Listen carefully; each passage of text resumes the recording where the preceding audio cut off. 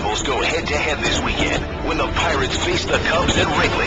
Swing and a miss. He stuck him out. The pregame at 3 Eastern, first pitch at 4. Saturday on ESPN Radio and the new ESPN app.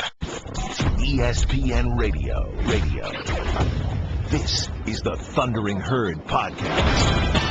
Oh, it's the Herd on ESPN Radio. Wherever you may be, however you may be listening, thanks for making us part of your day. Presented by Progressive Insurance. All of our guests via the Subway Fresh Take Hotline and simulcast on ESPNU, baby. You know, it's interesting. I've said this before. I think there's just a percentage of men that just don't like women or something. I don't know what it is. But yesterday, Geno Auriemma is the UConn women's basketball coach. He's created the biggest dynasty in sports in 50 years. And he came out and he was on the money with stuff. And people are like, well, I mean, he's just a woman's coach. Well, time out. John wouldn't just coach college boys. He didn't coach NBA men. Should we think less of John Wooden? I mean, he's coaching little boys in college. None of those guys can play in the league after, like, you know, Jabbar, maybe Walton, little boys. I mean, college basketball's boys. NBA's men. That's why draft picks are overrated. Celtics have 800 and no players. Why are we? Let me give you an example. I'm 50, okay? I've been around a little, lived in 7 states. I've seen a lot of graffiti art that's better than stuff you'll see in galleries. Art is art. Success is success. There are food trucks in this country that have significantly better food than restaurants. You go to Austin, Texas. You go to Portland, Oregon. If you create the best food truck in America, and I just ate at one in Austin, Texas 3 weeks ago, it was better than 90% of the meals I've ever eaten in great food cities. Success is success. You don't have to own land. You don't have to have a big block building to be a great cook. You're impressive. Success is success. Art is art. The best apps are not all created from MIT grads. People making millions now never went to college. They had an idea. Geno Auriemma is more successful than you are. He has built a dynasty. We haven't seen that. If it's so easy, why aren't all women's coaches doing it? There's not a high school program this dominant. There's not a high school program that's this dominant. They've been to 8 straight Final Fours. There's only one team in the country that's even close. Notre Dame. So he came out yesterday and he dropped some bombs. Let's start with this one. The game's a joke. It really is. I don't coach it. I don't play it, so I don't understand all the ins and outs of it. But as a spectator watching it, it's a joke. There's only like 10 teams, you know, in the top 25 that actually play the kind of game of basketball that you'd like to watch. And the bottom line is nobody can score. And they'll tell you, well, it's because of great defense, great scouting, a lot of film work. Nonsense. College men's basketball is so far behind the times, it's unbelievable. He's right on the money. That's why attendance is dipping. Well, what about this year's Final Four? Yeah, because Kentucky's story is historic, so it's driving the sport. Geno Auriemma went on. Hey, look, the women's game is even less watchable. Don't get me wrong. But what I'm saying is the ability of kids to make shots like they used to back in the day is gone. What's wrong with He's exactly right.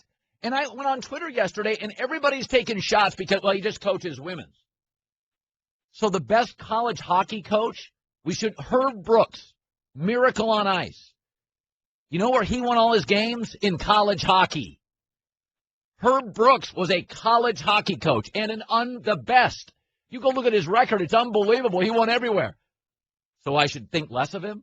He's better than 99.9% of the coaches that have ever coached in the National Hockey League. Mike Krzyzewski's 1,000 times better than 99% of the guys that coach in the NBA. Geno Auriemma could coach men's basketball, but he's making millions. Just the architecture of creating great graffiti, of creating the best food truck, of creating an app. You don't have to, I mean, there's just this idea that his words mean less. He is more successful than 99% of us will ever be. You got to give him credit. John Wooden took 7. Here's the secret about John Wooden. He didn't win at UCLA overnight. John Wooden needed years to win. He was 7 years into UCLA and forgettable. Then he met a guy who was a booster, and they got a bunch of good players, and they never lost. And he just coached college kids. He never coached in the NBA. He's not Red Auerbach, Phil Jackson. Are you kidding me? John Wooden's one of the most impressive humans in the history of the country in sports. The apps, graffiti, food trucks, they're all outside of the establishment, but they're all great. Yeah, I mean, did he have any other thing? Did Geno say anything else? You watch kids play today in college, and it's just one mug fest after another. People beating each other up and pounding the ball on the court, and very little movement because the guys are so big you can't move. And then you look at the NBA, and they've addressed that issue. Men's college basketball is the only sport that hasn't addressed why there's a lack of scoring in the game. Right on the money. Oh, but he coaches women. I mean, it's amazing. Do we think that little of women? Like creating a dynasty at any level is so hard. You got to deal with rules and legislation and the NCAA. And by the way, think about this. Think how amazing this is. This is amazing. In this country, all these beautiful cities and these amazing universities, and these universities are in gorgeous towns on the coast. They're at UCLA. Go to UCLA's campus. It's stunning. Pepperdine on the tip of Malibu. California's got 40 universities. The land alone is worth hundreds of millions. Florida universities, beautiful. You can argue that the two best college basketball dynasties in the last 15 years, men and women, were both in Storrs, Connecticut. It's a cow pasture. If Jim Calhoun and Geno Auriemma, you can make an argument, are the two greatest college basketball coaches in my adult life.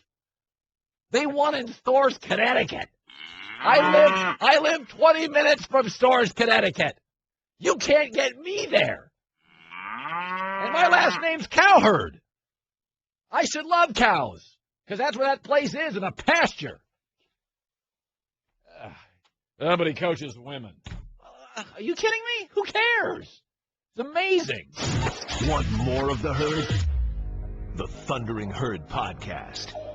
Welcome back to Herd on ESPN Radio. Yeah, by the way, for all you James Harden fans, remember that he's been in two big playoff series where they've asked him to be the go-to guy, and he shot 37 and 38% in those. They open up with the San Antonio Spurs potentially in the first round of the playoffs. So there you go, all the James Harden lovers. MVP. LeBron won't be out in the first round. Yeah. James Harden. Tim Legler will talk about it. Legler likes him. He'll come in later and tell us he's great. I think the NBA, I've been watching this league for 45 years. I started watching it when I was 7 years old. I can remember the first games I watched. I can remember watching Wilt with the Lakers. I can, when I was a kid. Like 1971 I remember the first NBA game I ever watched because I was born in 64 and I was 7 years old and I was in my bedroom. I know, you can make fun of me, and I'm going to come over there and smack you with a spoon. But I remember the first NBA game. I can remember the first NBA game I watched, and it was like 1971, and it was the Lakers, and Wilt had the headband against the Portland Trail Blazers. And I've been watching the NBA since, and I watch it closely, and if you're in your 20s, stop lecturing me on how much you know about the league. I've been watching it for 42 years. The NBA stars are in two food groups. Transcendent guys like Anthony Davis is going to be that way because he can beat you with rebounding. Defense, offense. Anthony Davis can beat you 6 ways. So can LeBron. So could Duncan. Defensively, Glass, score 38. Magic, Bird, MJ. These guys can beat you so many ways. Michael could just shut your best scorer down. Harden scores. Neek, Alex English, Kiki, Glenn Rice. They're scorers. They don't beat you a lot of ways. And again, I think he's a great scorer. First of all, I think he's a really, really, really, really great offensive player. But he's not going to make any defensive stops. He's gotten better. Yeah, from what? I mean, God, the guy looked like one of those bullfighters last year in the NBA. He was a matador for like 6 years in the league. Oh, he's no longer a matador. Yeah, he's just a doormat now. They walk over him. So, the other thing we got into this discussion this morning, and Stanzik and I don't agree on anything, but Tony Romo coming up in 10 minutes. I got to tell you, is that there's always been this sense in the NBA, like bottoming out gets you draft picks. And I think it does work if you, for instance, are a team maybe like the Lakers who can get a great draft pick, but you can also get free agents. And there are certain cities in the NBA that have free agent advantages. Miami, no state tax, warm weather, Pat Riley. Lakers, warm weather, it's the Lakers. There's a very few, but there's a handful of NBA teams that can attract stars at a higher percentage. Miami's always been able to go grab a Shaq and, go grab a LeBron and a Bosh, and the Lakers have been able to do that. There's not many of these. Even Dallas, which is a great organization, great owner. Dallas has struggled to get star players. They've struggled to get star free agents, and they have a great owner, and it's a great state, and no state tax, and warm weather, and a beautiful arena, and diehard fans. They've struggled. Celtics have been historically able to go and grab guys from time to time. Great organization. But I'll tell you something. Whereas the NFL draft, guys come into NFL football as rookies, and they dominate their position. Luke Kuechly walked into this league and was one of the top 3 linebackers overnight in Carolina. Odell Beckham Jr. is the best player the Giants have as a rookie. He's the best player on the New York Giants roster. He wins games. Calvin Johnson, Anquan Bolden, rookie year in Arizona, Zach Martin, Luke Kuechly, Russell Wilson, Andrew Luck. Gronk walked into this league and had 10 touchdowns as a rookie. Anthony Davis is amazing. Second best player in the league after LeBron. What is he in his 3rd or 4th year? They won't make the playoffs. I mean, it's this idea accumulating draft picks. Ooh, who's going to get Jahlil Okafor? The Knicks. Who cares? They'll still be awful. He won't win them a game. Look around the NBA right now at teams that have accumulated draft picks for the last 10 years. Minnesota, Sacramento, Philly, and Phoenix. Mostly unwatchable. The Celtics have 238 draft picks in the next 3 years. Go look at that awful roster. Jared Sullinger, Avery Bradley, Marcus Smart, James Young. You can't win a series in the West with that. You could add Tim Duncan to that, and you couldn't win a series in the West. By the way, you want to know who doesn't care about draft picks? Stanzik, who doesn't care about draft picks in this league? That'd be Mr. Pat Riley. The smartest guy in this league, Pat Riley, gave up 2 draft picks to get a legit player, Goran Dragic. When LeBron left, he went and got McRoberts, Luol Deng, guys who can play. We are fascinated with draft picks. They don't win games. They don't win. Charles Barkley said that. Remember Charles Barkley yesterday talked about that? And fans buy into this hope. They pay so much for tickets. What bothers me is, if I'm a fan, if my team sucks, I don't want an 18-year-old kid who, number one, we're not going to get better with an 18-year-old kid. Right. So I got to keep paying ridiculous prices for tickets and hope he turns into LeBron, Kobe, guys like that. And I think that's what my biggest problem with kids coming out after 1 year. I'm paying prices like I'm hoping this guy looks great. But if you go back and look at the players, most of these guys haven't been good players who came out of high school. It's overrated. It's massively overrated. Boston thinks they have this grand plan. They have no elite players. They don't have they have a bunch of B-, C+ guys. Kelly Olynyk's a nice player. Not going to win playoff games with him and Avery Bradley and Jared Sullinger. God, since the Sacramento Kings haven't been good since Vlade and C. Webb was there. And they've even nailed one of their picks. DeMarcus Cousins, the best center maybe in the league. Come on. This whole thing about acquiring draft picks, it's a ruse. I mean, it's nice the Lakers are going to get a draft pick, but they're not going to win until they steal Durant from Oklahoma City. They're not going to win any games with Julius Randle. Rick, you're in the herd on ESPN Radio. Go ahead. Yeah, thanks for taking my call. Geno Auriemma, I think he just has a bad feel for men's basketball because I don't think he honestly could coach in men's basketball. Why is that? He's a bully to women. Oh, really? Bobby Knight was not a bully. That worked out terribly, didn't it? He coached men, though. That's a different Oh, okay, different so thing. he was a bully. So you think Geno's too rough? He's kind of a bully. Well, Bobby Knight was a bully. Bullies win. Belichick is my way or the highway. It wins. My point is I don't think he could coach men, and that's why he's Why? bad Why mouthing the not? men. Why not? Because my men are so smart? Why couldn't he do No, it? I don't think they respect him. I got news for you. How many NBA guys respect their head coach? I mean, does That's a LeBron whole James? Does different LeBron animal. James? Apples and oranges. Does LeBron James? You say They get paid. By the way, NBA guys get fired constantly. You don't need the respect of your players like you think. You need star players in this league. That's what you need. I don't think in college you need respect. No, you don't. No, you don't. No, you don't. You need star players. I guarantee you, Gonzaga's got more respect for Mark Few than 90. They don't have any titles. They don't have star players. That's an old guy talking respect crap. You need star players to win AAU, college, high school, pros. This whole respect thing. By the way, Bo Ryan's respected. How many titles? How many titles? Bo Ryan's a great kid. None. Bobby Knight treated his players like you know what. He's got titles. By the way, why would players respect John Calipari? He's bounced all over the country. He wasn't a great player. Why would they respect him? He's a winner. Oh, by the way, so's Geno Auriemma, you dope. You're a guy that just doesn't like women or women's sports, so a women's coach could never coach guys. Why would anybody respect John Calipari? Well, he's a winner. Yoo-hoo, hello. You got to have an IQ higher than ranch dressing to call the show. Sorry. Rick Bucher, by the way. Remember when we had on Rick Bucher 2 months ago? This accumulating draft picks is overrated.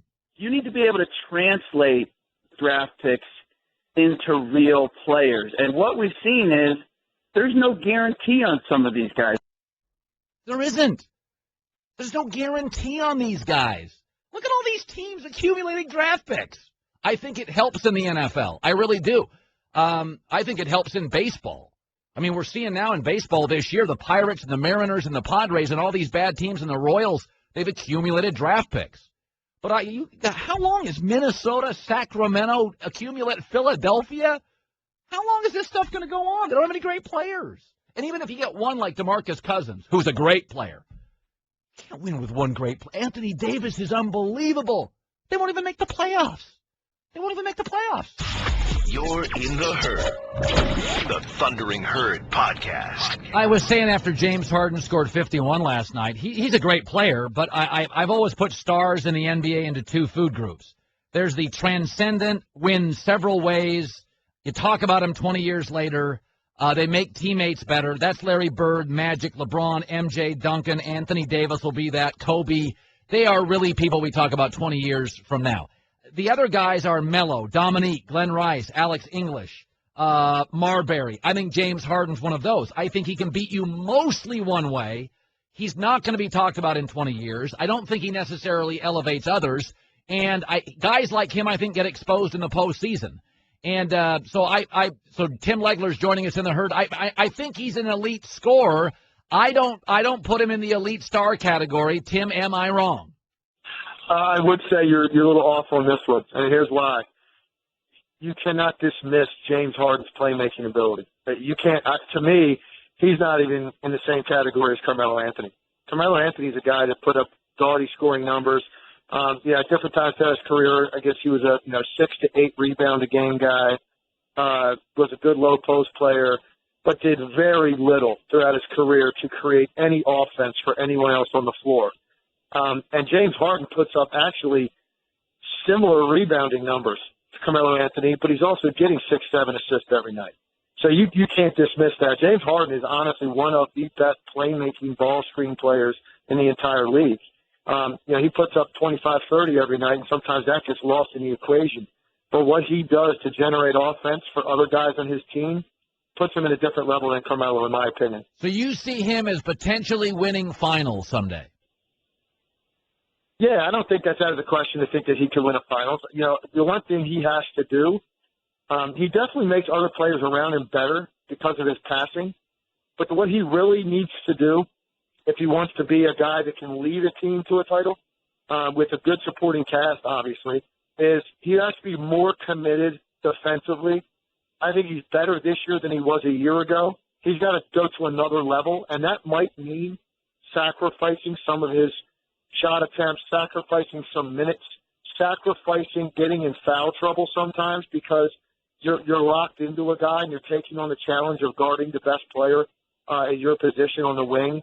If he could do that, and I don't know that he will, because guys typically don't all of a sudden feel like doing that as their careers go on. That's right. So that's a big question mark. That's one. And the second thing is he has to he has to shoot better from the field once you get to the playoffs. The last 2 years, they've got knocked out in the first round, and he has shot 39% and 37% in those 2 series. Yep. His numbers look the same. Scoring-wise, he's still getting 26 a game in those series, but his efficiency has dropped because he's taking more shots, making fewer, still gets to the line a ton, so the numbers look good at the end of the game, but he has to have more consistent, better shooting performances once they get to the postseason. So this year, considering the fact that he's going to be 1 or 2 in the MVP when this is over with, he has to get his team out of the first round, and he has to be a guy that shoots in the mid-40s at least in that series to make sure that happens. Tim Legler joining us. So, smartest guy in the league, in my opinion, has been Pat Riley for over 10, 15 years. He traded draft picks to get a proven veteran, Goran Dragic. I see Minnesota, Sacramento, Philadelphia, Phoenix accumulating all these draft picks. I look at the Boston Celtics with 300 draft picks and no stars. You know what, Tim? It's a man's league, not a kid's league. I think the draft's overrated, and I think this trend to bottom out, I got to tell you, Tim, I look at who's good this year in the NBA. Golden State's the only good team that's semi-young. Are draft picks and accumulating them overrated? They are to me. Yeah, they are to me as well. And I think what it comes down to is this. In some of these situations, these teams, they're going to end up drafting some really good players at the top of the first round picks they're accumulating. The problem for some of these teams and the markets that they're in and the organizations they're in, they're not going to be able to retain them anyway.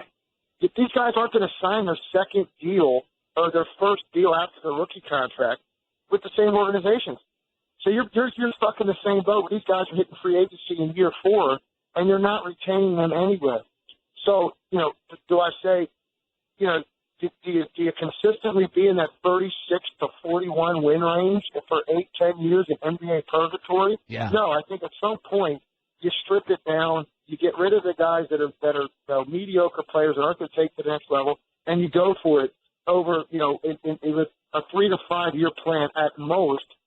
But you don't make this thing and drag it out over a period of time where you have 8 picks and you have no one on your roster that you think is going to be there in 3 years. Look at that. I mean, I don't think it's necessary in today's NBA. I mean, good. The Sacramento hasn't been good since Weber left.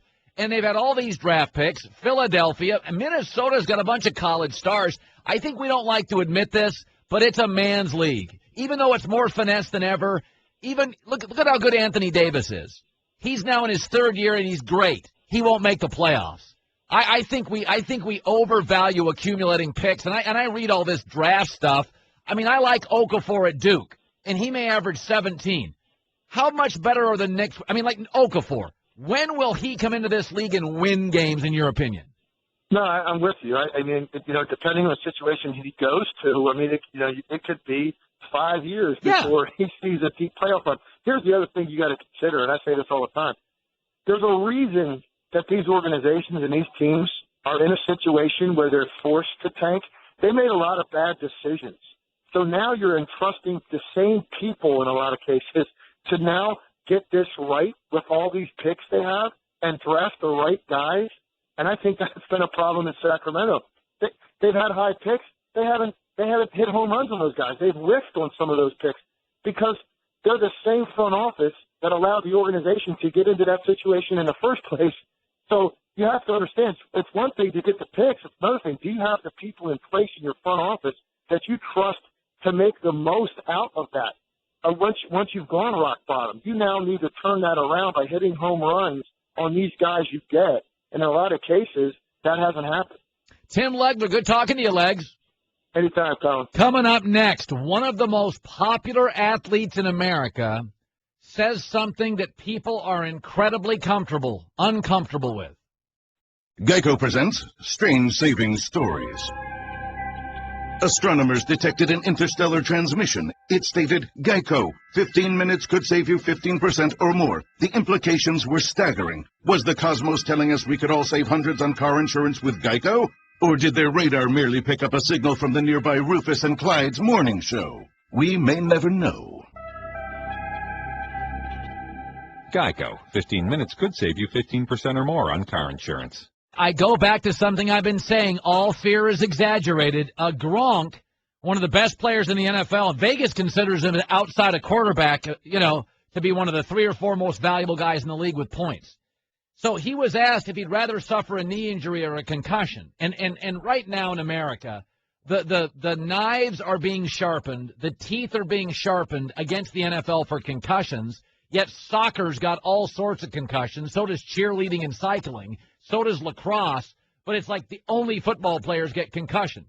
The narrative far outweighs the data. It's outrageous. The stories coming out of the media is, how does anybody survive if as many people got CTE as writers told you, the whole league would have it. They don't. So Gronk came out and he said, he was asked about concussions. He said, if we're sitting here right now, said Gronk, and I had to choose, would I want a concussion right now or my knee blown out? I'd go say a concussion. Why would I want to sit there for 8 months and not do anything? When I get a concussion, I'll wake up and be ready to go again. Listen to this quote, though, and this is funny by Gronk. Gronk isn't even worried about not remembering things later in life. He said, quote, that happens all the time now. I don't even know how I got to my hotel last night. In the end, if you told me today, I'm an NFL player, knee injury, severe, or concussion, I'd take the concussion. Absolutely no-brainer. What about your long-term health? I'm a pro athlete. There is no such thing. Short-term, today, am I viable? You get a knee injury, you know what happens in the NFL? You want to know what happens if you're a left tackle and you get a knee injury, or a wide receiver, or a corner, or a running back? Here's what they say. He had a blown-out knee. They whisper it when you walk by. They never do that with a concussion. It's not seen as a weakness. A concussion seen as part of the game. A knee injury is, don't acquire him. He's got a knee injury. Yeah, but if you're a 22-year-old offensive tackle, you blow out your knee, you're back the next year. All right, yeah, you miss a lot of time. If you're a 22-year-old offensive tackle, you get a concussion, that can linger, man. If you get multiple concussions, if you start getting them young. Troy Aikman, the best sports broadcasters in this country. Have you ever thought about this? The best football broadcasters, all multiple concussion guys. Do they have a better life? Or the knee injury guy who lost 4 years and TV's not interested because he didn't play enough to make a name for himself? Yeah, but both of them could have kept playing if not for concussions. If both of them blew out their knee when they were 25, they would have played 3 extra years rather than the concussions they played less. DeMarco Murray is arguably the best back in the league, top 3. If DeMarco Murray suffers a knee injury in the first game, the Eagles will be trying to dump that contract forever. If he gets that position's different. So here. Now it's positions. It is. Position definitely matters. Darrelle Revis blows out his knee first week of the Jets. The Jets are figuring out how to dump that contract. That's all they care about. Concussion, couldn't care less. He's still viable. Long term is next week in the NFL. Yeah, but what if he gets a concussion the next week? What if he turns into Wes Welker? Okay, now here we'll mention this. Is there a line in the sand where I don't want concussions? Yeah. But, if you gave me severe knee injury, concussion. 2 concussions, severe knee injury, concussion. All right, can we say severe in front of both? Can it be severe knee injury and severe concussion? I would always take a concussion. Always. How many concussions would I take for 1 severe knee injury? Right. About 2 to 3. Now, I don't want 4 concussions. But I would take a couple of concussions for a severe knee injury. I'd probably go to 3. Ooh, the long term. Our broadcasters, the best we have, Aikman, Young, multiple concussions. Right. If you knew it was just going to be 1 concussion, then it's a no-brainer. Then you're absolutely right. But I think it's the fear of multiple concussions that might make people think about this more than 1v1. We don't, first of all, the brain is the most complex muscle in the body. Okay, there's so much we don't know about the brain. And so a lot of the stuff we're doing about brain discussion is a lot of suggestive, we think, we know. Here's what we know about knee injuries. You're done. In a lot of positions in this league, you're done. Over. Income over. Concussions, golf charity, millions, better life. Kids go to private schools. A lot of guys in this league, Tom Brady tomorrow, who's already had a severe injury. Tom, concussion tomorrow, knee injury. He'd take the concussion. Yeah, but he's also 38 or whatever he is. Well, they're not good for you. He's already gone through a massive injury. By the way, your child, if they play youth sports, and they're pretty good. I'm not saying they're a star, but they're a good player. Probably have a concussion. They're going to live very good lives. That knee that's ripped up, I have buddies In fact, I was talking to a former Major League player. He walked to ESPN one time, and he goes, my knees are shot. He goes, it changes my life. Was it Jim Edmonds? Good-looking guy. He'd had some real surgeries, and he's like, it changes the way you live. Dude, I don't think Tom Brady's helping your argument. He had a massive knee injury, came back, and he's still crushing it. Well, yes, what I'm saying is it's a separate argument. I'm saying if given the choice today of a second major injury or a concussion, he'd take a concussion. Yeah, because he's so much older. But if you're 25, 26, then I think it's different.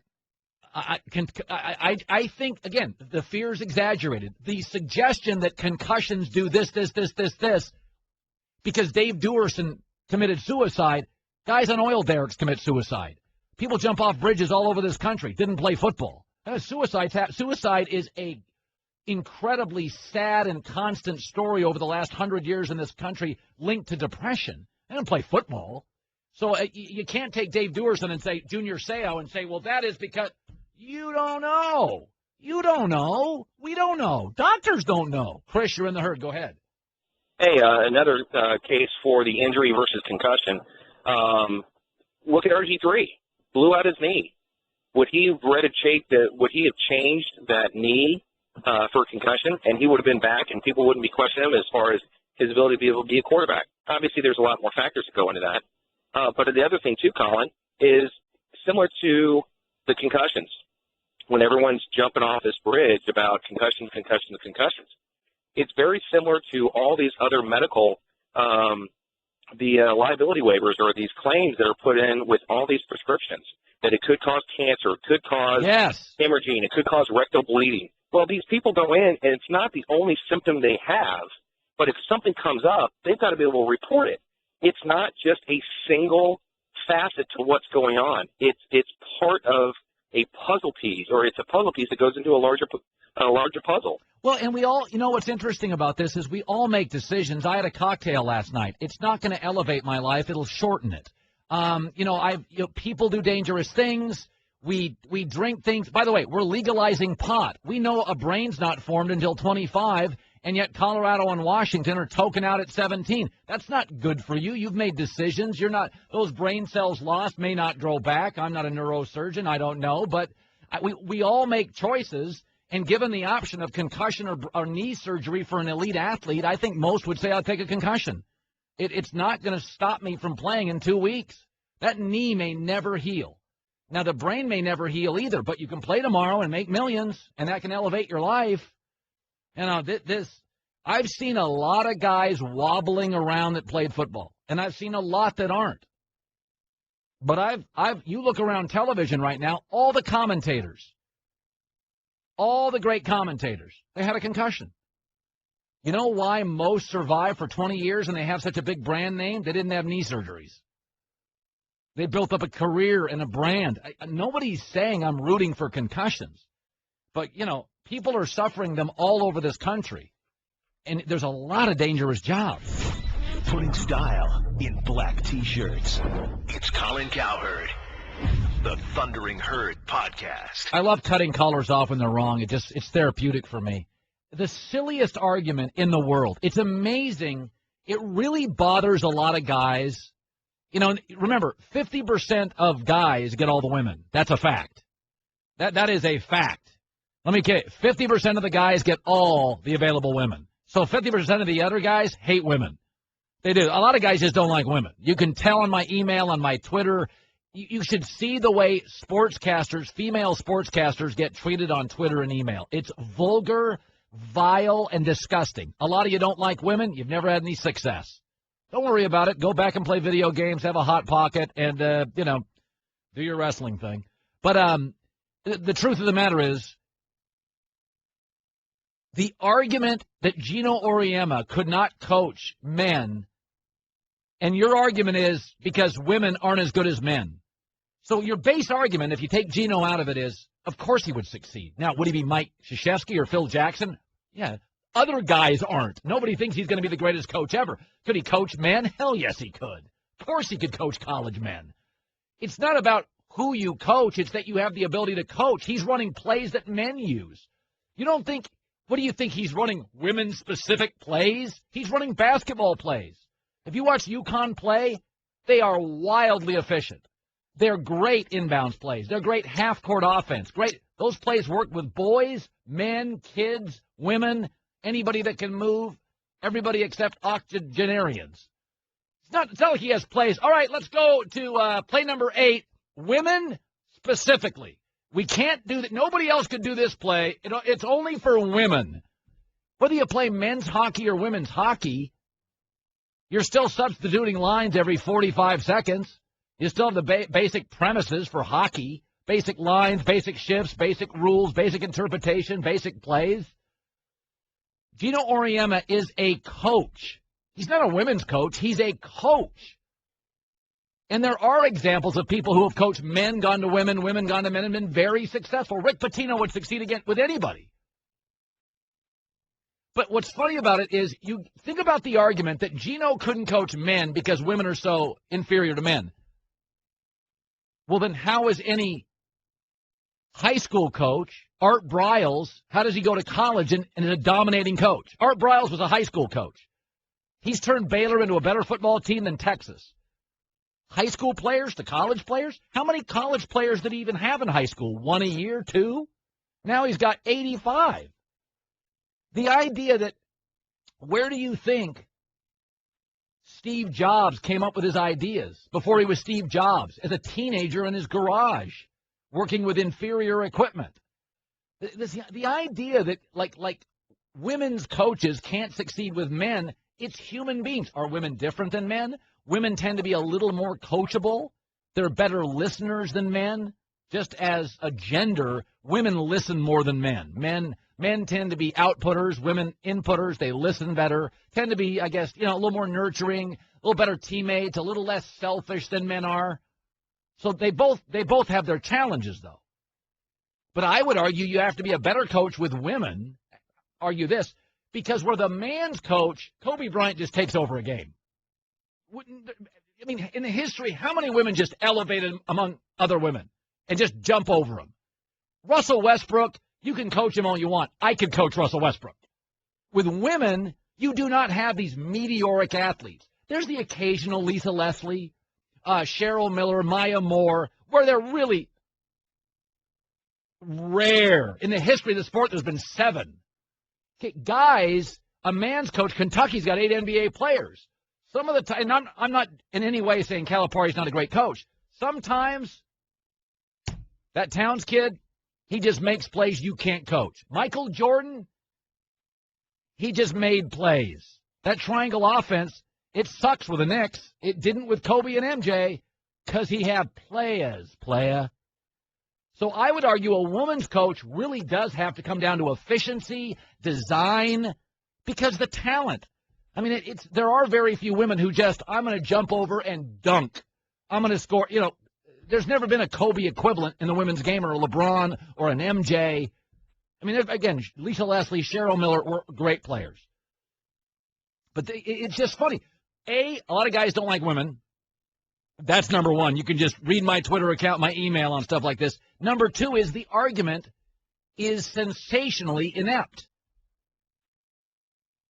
That somebody coaching less talented people could never coach more talented people. Forget gender.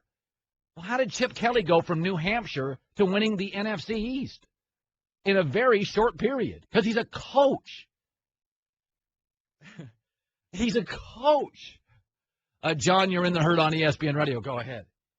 Colin, love your show.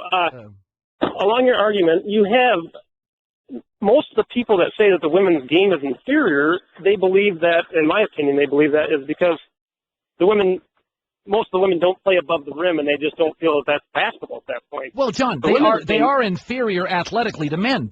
Nobody's disputing that men play a vertical game, women play a linear game. Nobody's disputing that a great high school team could beat a WNBA team. It's not about the quality of the game. You're either a coach or you're not a coach, and the great coaches all share 3 or 4 characteristics. I think the women's game is far more fun to watch. Well, that's an opinion. That's an opinion. Yes, but most of the people that don't believe that the women's game is as good, you just had a caller on just a little while ago who said the women's game is not as good. Yeah, but because they feel that they can't. You're arguing that's a separate argument, whether you like. That's a separate argument. You liked one game. Here's what's not an argument. When you're a great coach, high school, college, pros, you have 3 or 4 great characteristics. You are a great listener. You are a great mentor. Your players often trust you. They don't always like you. Sometimes they fear you. But all coaches, the best high school coach in Orlando, Florida, shares the exact same thing probably Belichick does. Detail-oriented. He uses his best players in the right spots. There's 4 or 5 basic coaching rules. It doesn't matter if you're Mark Few in Gonzaga, Chip Kelly with the Eagles, or you coach Odessa High in Texas. You got to be good with the details. You'll never find a good basketball coach who's lousy with details. You have to be able to, at the college level, to recruit well. You can't win with second-tier talent. Could Geno, a good-looking guy, recruit? Oh, hell yeah. He's a good-looking, cocky. I mean, seriously, he's cockier than guy coaches. He is the Calipari. He's a good-looking, well-dressed, cocky, good-talking. He'd be a great recruiter. He'd get great talent. Well, they wouldn't respect him. Why should they respect Calipari? Calipari played at some school I couldn't find on a map if he gave me directions. They respect him because he won. Well, Geno's won everywhere. It cracks me up. Hayne, you're in the herd. Thanks, Hayne. Go ahead. Yeah, hey, Colin, I agree with you. When it comes down to coaching, it comes down to getting the best out of your players, and that's what Geno does. And there's a lot that goes into it, not just coaching on the floor, but off the floor. You know, girls are a lot harder to coach because there's a lot more drama that's going to go into it. And he does a great job of controlling that and getting his girls to play. Yeah, you know, it's funny about coaching men and women. My daughter plays basketball, and it's amazing to me. She'll complain about stuff, and I'm like, man, I'm a boy. We never complained about any of that stuff. Like, girls' teams have their little infighting and drama that boys don't. That's something Geno has to deal with. Danny, you're in the herd. Go ahead. Yeah, how about generally speaking, the girls stay for school for 4 years. So he gets the opportunity to coach these your ladies for 4 years, as to most male coaches, maybe a year, 2 years at the most anymore. Well, first of all, Danny, all women's coaches get to coach their girls for 4 years. Correct. He still dominates it. Oh, yeah, I agree. Well, I'm not putting him down by any means. He's a hell of a coach. Well, the other thing is, Danny, 99% of college coaches do not have one and dones. That's Duke and Kentucky. That's the exception. There's 375 Division I basketball programs. 3 of them to 5 of them get one and dones. 370 of those coaches, they get their players for 3 and 4 years. I mean, nobody's leaving Belmont early. I mean, nobody's leaving. They're leaving Syracuse early, Kentucky, Duke, Kansas. Wisconsin, by the way, is a great program. There's no one-and-doners there. Those kids stick around. So Geno dominates in a sport where everybody sticks around. This is not a topic about women's basketball. It's about coaching. I got to tell you something. It's a prime example. I have worked in local radio, small market, local radio, medium market, local radio, bigger market, and syndicated radio. I could make an argument. The best person I ever worked with in programming was at my first small station. Because programming's programming. You can live in Austin, Texas, market 150, or you could be at ESPN syndicated. Who says you're better? The idea there aren't great coaches in the sticks, you're out of your mind. The best wrestling coach in America is in Iowa. Where's Hank Haney live? He was the best golf coach. I mean, go look around. Mike Krzyzewski in the Carolinas. Name 3 coaches on the planet better than him. I'll tell you, the other topic today is I really think Simmons is crazy. Simmons loves what the Celtics are doing with this accumulating draft picks. I think it's overrated. I really do. Alonzo Mourning's on our last hour. We'll bring him in, too, to talk about it. I think accumulating draft picks, unless you can trade them for a DeMarcus Cousins, I think it's completely overrated. Who gives a rip about the Lakers draft picks? They got to get Marc Gasol. They got to get Marc Gasol. You're in the herd. The Thundering Herd podcast. Let's take stock of things I've almost been clairvoyant about for a second. Andrew Luck over RG3, Spurs over the Heat in 5, Orioles winning the American League East, Ty Hilton's a draft sleeper. It's almost uncanny, is it not? T.Y., not Ty.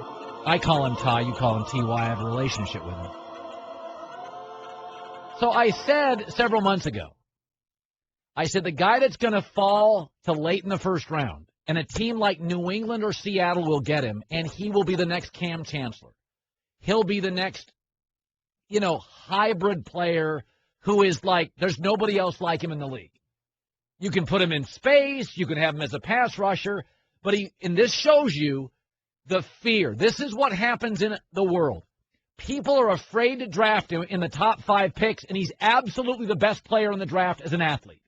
But fear. You're afraid the local sports radio host will rip you. You're afraid the columnist will rip you. You're afraid Mel Kiper will rip you. Let's be honest. Bill Belichick goes for it on 4th down because he's not afraid of the local meatballs in Boston ripping him. There's a lot of fear in this league. People do things because they do the safe thing. I told you in this draft, the 2 guys who can't miss, there's only 2. Leonard Williams, defensive lineman USC. Amari Cooper, wide receiver Alabama. They will be very productive. They'll be there's no miss, barring an injury, no miss. Both unbelievable talents. I've watched both of them play 30 times.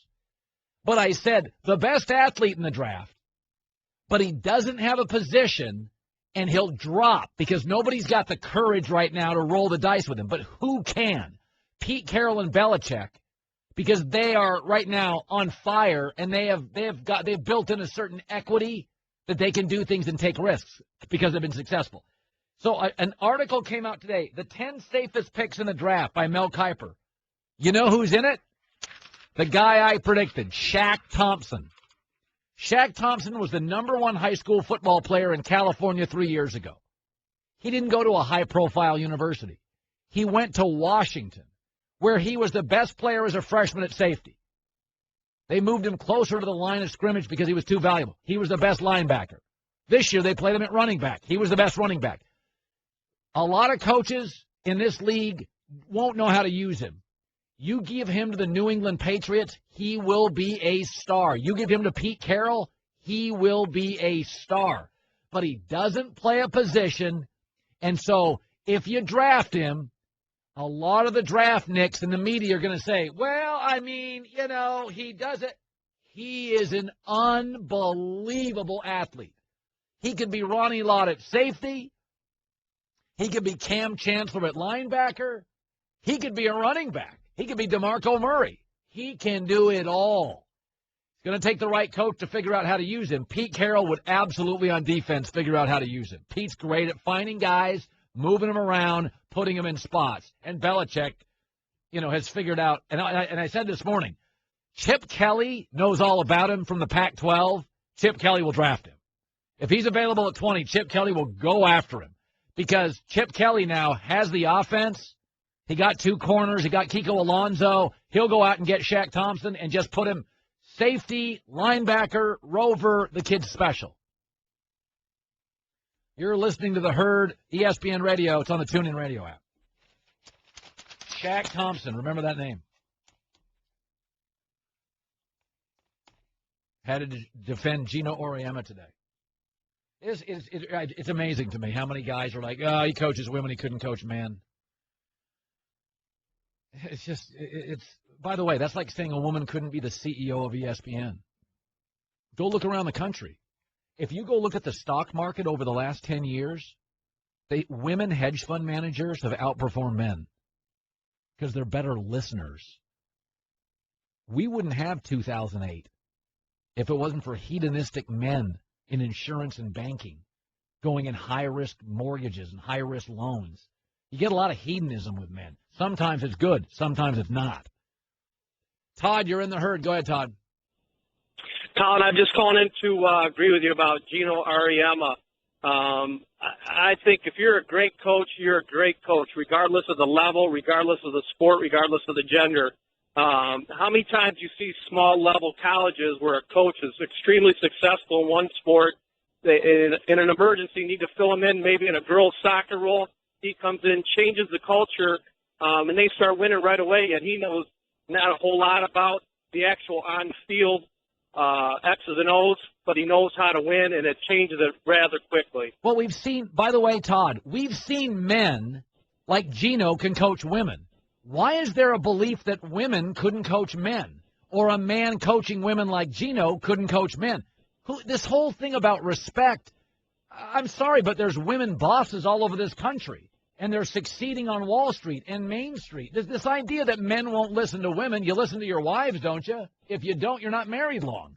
I mean, most women control the checkbook at home. Most women control the kids. The idea that women can run a house, can run a Fortune 500, but they can't coach dopey jocks? Give me a break. Come on. That's ridiculous. Absolutely ridiculous.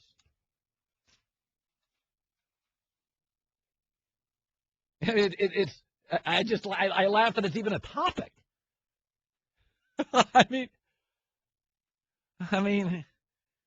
Another Todd, a Todd to Todd exchange. All right, Todd, go ahead. You're in the herd. Hey, Colin, how you doing? Good, good. Hey, I wanted to make 2 points. Number one, I don't think Auriemma would struggle with the coaching side of it. He may struggle a little bit more on the recruiting side of it. How? Why? It's a little bit more competitive on the men's in the men's Division I basketball. Well, ask yourself this, Todd. What is recruiting? Like, what really is recruiting? Recruiting is basically sales. That's all it is. Absolutely. Okay, so who runs sales in the pharmaceutical industry? Who dominates real estate in this country? Pharmaceutical sales. Attractive women. Selling homes to men. How? Because it's sales. Why couldn't a guy go... Geno Auriemma is a good-looking salesman. That's what Rick Neuheisel is, and Jim Mora is, and Urban Meyer is, and... I mean, look at the rings on his finger. I mean, the bottom line is the one thing he would absolutely excel in would be recruiting. He's a good-looking, good-talking, smooth-talking, slick guy. That's the one thing he's going to hit out of the park. Charlie Weiss, who's shaped like a meatball, could recruit at Notre Dame. Geno Auriemma couldn't? Mark Mangino. He's built like an orange, recruited at Kansas. And Geno couldn't? You got to be kidding me. Look at some of the guys who can recruit. You can roll them down the flight of stairs. And Geno couldn't recruit? Charlie Weiss, I remember going to a USC Notre Dame game. It took him 12 minutes to go from the sideline to the locker room because he had a physical, malady. I mean, he was limping, and he was a great recruiter. By the way, Geno runs successful businesses outside of basketball. Oh, in some of those businesses, he has to deal with men. God, you got to be kidding me. What century am I in? Come on, he's got his own pasta sauce. He'd bring some of that with him. Oh, look at this. You want to have dinner? Here's a hundy. Come play small forward. It's recruiting. If you go look, by the way, here's a prime example. Who are the top 10 recruiters in college football today? In college basketball, by and large. Let's go college football. Urban Meyer's great. Sark at USC, Jim Mora at UCLA are both great recruiters. Nick Saban. Let me see. I'm talking head coaches. Mark Richt. What are we doing here? Mark Richt. Aren't most of them two things? Handsome and good talkers. Aren't they? Yeah, you have to be. James Franklin, another James one. Franklin, Guy, good-looking guy, great talker. Go look at every great recruiter. Is it about the X's and O's? They're good-looking, high-energy. You meet James Franklin at Penn State. I've met him once. You meet him, and in 5 seconds, you're like, get it, guy. Dude, I met him for 5 seconds, and he was like, huge smile. Hey, heard, boom, bang. Like I knew him for 10 years. No wonder he's a great recruiter. You don't think Geno could recruit? Geno Auriemma is one of the all-time great talkers. He has a women's basketball show in the town I live in. I couldn't give a rip. I'll watch it for 10 minutes. He's a great talker. He has his own wine brand. Yeah, too. He's got his own wine. He's got, all day. By the way, either you're selling a car or you're recruiting a small forward. It's sales. It's not restricted to gender. I don't even know why you're playing that music. What does that mean? I think it's because of the wine, and he's a good recruiter. I don't know. I'm into it, John. He's hot. One of my favorite days here at ESPN is when all the coaches are here. Yeah. And watching how a coach works a room. Oh, God. And shakes hands with everybody. God. They're handing out business cards. Dude, you can tell. People can bang on Lane Kiffin all they want. Lane could recruit. Good-looking guy, confidence. You watch James Franklin. You meet James Franklin. You're like, oh, okay, yeah, I get it. He got great players to Vanderbilt. James Franklin, the great recruiters also do this. Like Nick Saban. Like, people think Nick is tough. Nick is a salesman. Nick comes in here. Colin, how are you? This old ball coach. Those guys are salesmen, baby. They remember names. They're funny. They're quick. Come on. They are. They're like 20% politician, 50% coach, 30% salesman. That's college sports. You don't think Geno could go and recruit? Now, I'm not saying he's Jim Calhoun. Maybe the X's knows. Maybe he is, maybe he isn't. But people are saying, how do you know he'd be a great coach? I'm not saying he'd be Coach K. I'm saying he'd be a competent coach in Division I men's. He'd be competent. He'd win games. Check out The Herd with Colin Cowherd weekdays from 10 a.m. to 1 p.m. Eastern on ESPN Radio, ESPNradio.com, and on ESPNU. The Thundering Herd Podcast.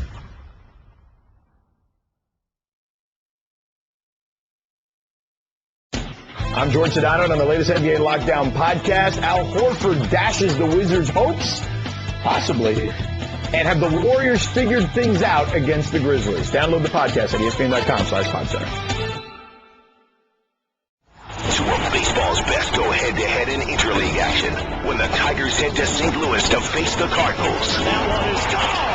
The pregame at 7 Eastern, first pitch at 8, Sunday on ESPN and ESPN Radio.